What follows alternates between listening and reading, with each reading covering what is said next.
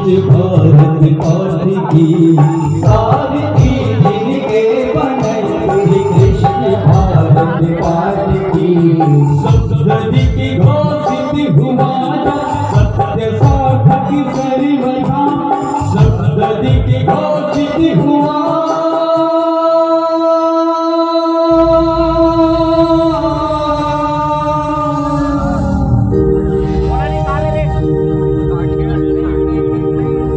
यदा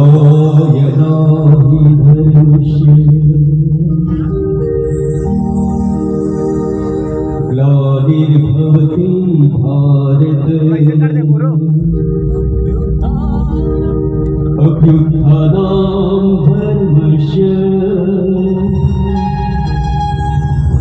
तदात्मानं सृजाम्यहम् पवित्रणाम साधूनां विनाशाय च दुष्कृता धर्म संस्थापनाय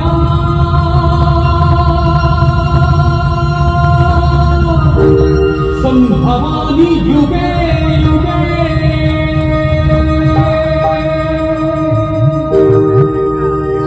भारत की ये कहानी